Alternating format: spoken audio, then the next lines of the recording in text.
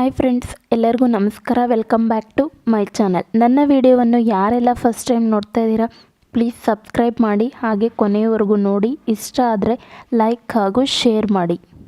ನಾನು ಇವತ್ತಿನ ಈ ಒಂದು ವಿಡಿಯೋದಲ್ಲಿ ಕೆಟ್ಟವ್ರಿಗೆ ಯಾಕೆ ಒಳ್ಳೆಯದಾಗುತ್ತೆ, ಪ್ರತಿ ಬಾರಿನೂ ಎಷ್ಟೇ ಪಾಪದ ಕೆಲಸ ಮಾಡಿದರೂ ಸಹ ಅವ್ರಿಗೆ ಒಳ್ಳೆಯದು ಯಾಕಾಗುತ್ತೆ, ಆದರೆ ಒಳ್ಳೆಯವ್ರಿಗೆ ಒಳ್ಳೆಯ ವ್ಯಕ್ತಿತ್ವ, ಒಳ್ಳೆಯ ಮನಸ್ಸು, ಒಳ್ಳೆಯ ಕೆಲಸಗಳು ಮಾಡೋರಿಗೆ ಯಾಕೆ ಪ್ರತಿ ಸಾರಿನೂ ಕಷ್ಟಗಳು, ಸಂಕಷ್ಟಗಳು, ನೋವಿನಿಂದ ಜೀವನ ನಡೆಸಬೇಕಾಗುತ್ತೆ, ಇದಕ್ಕೆ ಏನು ಕಾರಣ ಅಂತ ಕೊರಗ್ತಾ ಇದ್ದೀರಾ ಯಾಕೆ ಅಂತ ನಾನು ಈ ಒಂದು ಪ್ರಶ್ನೆಗೆ ಸಮಾಧಾನ ಇವತ್ತು ತಿಳಿಸ್ಕೊಡ್ತೀನಿ. ಈ ಒಂದು ವಿಡಿಯೋವನ್ನು ಪೂರ್ತಿಯಾಗಿ ನೋಡಿ, ಖಂಡಿತವಾಗಿಯೂ ಇದು ಸತ್ಯದ ಮಾತು.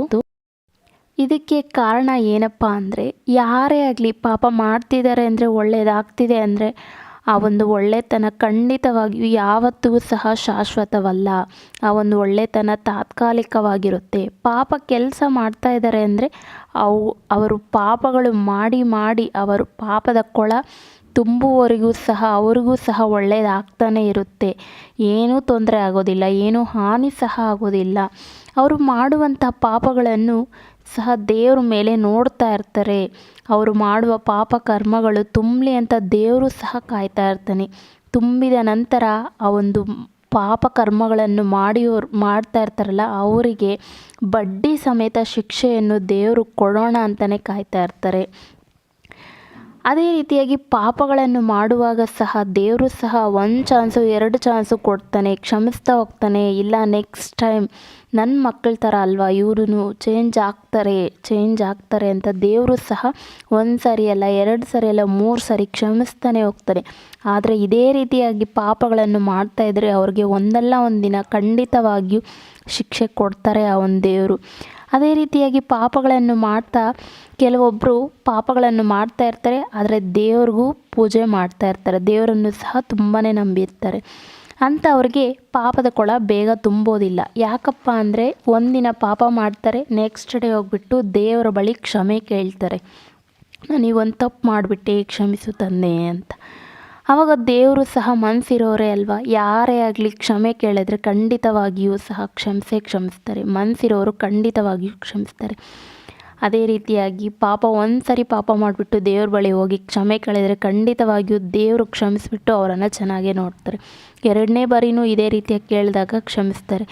ಈ ರೀತಿಯಾಗಿ ಮಾಡ್ತಾ ಮಾಡ್ತಾ ದೇವ್ರಿಗೂ ಸಹ ಒಂದಲ್ಲ ಒಂದಿನ ಕೋಪ ಬಂದೇ ಬರುತ್ತೆ. ಆ ಒಂದು ಟೈಮಲ್ಲಿ ಖಂಡಿತವಾಗಿಯೂ ದೇವರು ಕ್ಷಮಿಸೋದಿಲ್ಲ, ಅವ್ರಿಗೂ ಸಹ ಮನಸ್ಸು ಕರಗೋದಿಲ್ಲ. ಎಷ್ಟು ಸರಿ ಅಂತ ಕ್ಷಮಿಸಲಿ ಅಂತ ದೇವರು ಸಹ ಶಿಕ್ಷೆ ನೀಡೋದಕ್ಕೆ ಖಂಡಿತವಾಗಿಯೂ ಒಪ್ಕೊತಾನೆ. ಅದೇ ರೀತಿಯಾಗಿ ಪಾಪಗಳನ್ನು ಮಾಡ್ತಾ ಕೆಲವು ಕಾಲ ಚೆನ್ನಾಗಿರ್ಬೋದು, ಆದರೆ ಅವರಿಗೆ ಕೊನೆಗೆ ಗತಿ ಎಂಥದಪ್ಪ ಅಂದರೆ ಖಂಡಿತವಾಗಿಯೂ ಬಡ್ಡಿ ಸಮೇತ ನಂಬಿರುವಂಥ ದೇವರು ಖಂಡಿತವಾಗಿಯೂ ಅವ್ರಿಗೂ ಸಹ ಶಿಕ್ಷೆ ಕೊಡ್ತಾರೆ. ಅವರು ಜೀವನದಲ್ಲಿ ಉದ್ಧಾರನೂ ಸಹ ಆಗೋದಿಲ್ಲ. ಯಾರೇ ಆಗಲಿ ಪಾಪ ಮಾಡಿರೋರು ಜೀವನದಲ್ಲಿ ಉದ್ಧಾರ ಆಗಿದ್ದಾರೆ ಅಂದರೆ ಯಾರೂ ಸಹ ಇಲ್ಲ. ಕೊನೆಯ ಹಂತದಲ್ಲಾದರೂ ಸಹ ಅವರು ಶಿಕ್ಷೆಯನ್ನು ಅನುಭವಿಸ್ಬಿಟ್ಟೇ ಹೋಗಬೇಕು. ಆದರೆ ಈ ಒಂದು ಯುಗ ಬಂದ್ಬಿಟ್ಟು ಕಲಿಯುಗ. ಈ ಒಂದು ಕಲಿಯುಗದಲ್ಲಿ ಅವರು ಮಾಡಿದ ಪುಣ್ಯ ಅವರೇ ಅನುಭವಿಸ್ತಾರೆ, ಅವರು ಮಾಡಿದ ಪಾಪಗಳು ಅವರೇ ಅನುಭವಿಸ್ಬೇಕು. ಎಷ್ಟೇ ಪಾಪದ ಕೆಲಸ ಮಾಡಿದರೂ ಸಹ ಈ ಒಂದು ಕಲಿಯುಗದಲ್ಲಿ ಶಿಕ್ಷೆಯನ್ನು ಅನುಭವಿಸಬೇಕು. ಇದು ಸತ್ಯದ ಮಾತು, ಇದು ಕಲಿಯುಗ.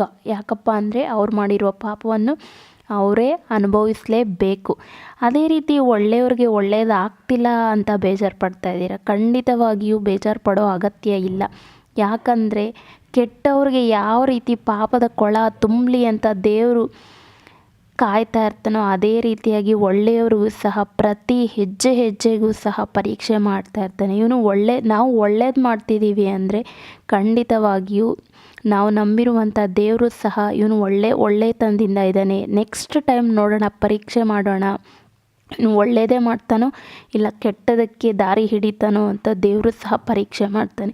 ನಾವು ಮಾಡುವ ಪ್ರತಿಯೊಂದು ಕೆಲಸನೂ ಒಳ್ಳೆಯದಾಗಿದ್ದರೆ ಖಂಡಿತವಾಗಿಯೂ ಪಾಪದ ಕೆಲಸ ಮಾಡಿರೋರಿಗೆ ಯಾವ ರೀತಿ ಬಡ್ಡಿ ಸಮೇತ ಶಿಕ್ಷೆ ಕೊಡ್ತಾನೋ, ಅದೇ ರೀತಿಯಾಗಿ ನಾವು ಮಾಡಿರೋ ಒಳ್ಳೆತನಕ್ಕೆ ಬಡ್ಡಿ ಸಮೇತ ಒಳ್ಳೆಯದನ್ನು ಕೊಡ್ತಾನೆ. ಸುಖ, ಸಂತೋಷ, ನೆಮ್ಮದಿಯನ್ನು ದೇವರು ಕೊಡ್ತಾರೆ. ಆದರೆ ಪರೀಕ್ಷೆ ಮಾಡ್ತಾನೆ. ಆ ಒಂದು ಪರೀಕ್ಷೆಯಲ್ಲಿ ಗೆಲ್ಲಲೇಬೇಕು.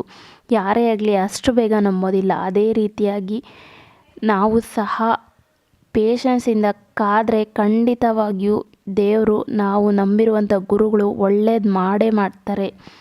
ಆ ಒಂದು ಒಳ್ಳೆತನಕ್ಕಾದರೂ ಸಹ ನಮ್ಮ ಕರ್ತವ್ಯ, ನಾವು ಮಾಡಬೇಕಾದ ಒಳ್ಳೆಯ ಕೆಲಸಗಳನ್ನು ನಮ್ಮದು ಕರ್ತವ್ಯ ಅಂದ್ಕೊಂಡು ಈ ಒಂದು ಕರ್ತವ್ಯವನ್ನು ನೆರವೇರಿಸ್ಕೊಂಡು ಹೋದರೆ ಖಂಡಿತವಾಗಿಯೂ ಕೊನೆ ಹಂತದಲ್ಲಿ ಒಳ್ಳೆಯವರಿಗೆ ಒಳ್ಳೆಯದೇ ಆಗುತ್ತೆ, ಕೆಟ್ಟವರಿಗೆ ಕೆಟ್ಟದ್ದೇ ಆಗುತ್ತೆ. ಆದರೆ ಈ ಒಂದು ಯುಗದಲ್ಲಿ ಕೆಟ್ಟವರಿಗೆ ಕೆಟ್ಟದ್ದೇ ಆಗುತ್ತೆ, ಒಳ್ಳೆಯವರಿಗೆ ಒಳ್ಳೆಯದೇ ಆಗುತ್ತೆ ಎಂಬ ಮಾತು ಮಾತ್ರ ಸತ್ಯವಾದ ಮಾತು. ಯಾರೂ ಸಹ ಬೇಜಾರು ಪಡೋ ಅಗತ್ಯ ಇಲ್ಲ. ಒಳ್ಳೆಯವರು ನಿಮ್ಮ ಕೆಲಸವನ್ನು ನೀವು ಮಾಡ್ತಾ ಹೋಗಿ. ನಿಮಗೆ ಕೊನೆ ಹಂತದಲ್ಲಿ ಒಳ್ಳೆಯದಾಗಿಲ್ಲ ಅಂದರೆ ಅವಾಗ ಕೇಳಿ, ಖಂಡಿತವಾಗಿಯೂ ದೇವರಿದ್ದಾನೆ. ಈ ಒಂದು ಒಳ್ಳೆತನ ಎಂದಿಗೂ ಸಹ ಬಿಡಬೇಡಿ. ಈ ಒಂದು ಮಾತುಗಳು ನಿಮಗೂ ಸಹ ಇಷ್ಟ ಆಗಿದ್ದರೆ ಪ್ಲೀಸ್ ಲೈಕ್ ಮಾಡಿ ಹಾಗೂ ಶೇರ್ ಮಾಡಿ. ಅದೇ ರೀತಿಯಾಗಿ ಇನ್ನೂ ಸಬ್ಸ್ಕ್ರೈಬ್ ಮಾಡಿಲ್ಲ ಅಂದರೆ ಸಬ್ಸ್ಕ್ರೈಬ್ ಮಾಡೋದನ್ನು ಮಾತ್ರ ಮರಿಬೇಡಿ. ಪ್ಲೀಸ್ ಸಬ್ಸ್ಕ್ರೈಬ್ ಮಾಡಿ. ನಾನು ಹಾಕುವಂಥ ಪ್ರತಿ ವಿಡಿಯೋನೂ ಸಹ ನಿಮಗೆ ಬೇಗ ತಲುಪುತ್ತೆ.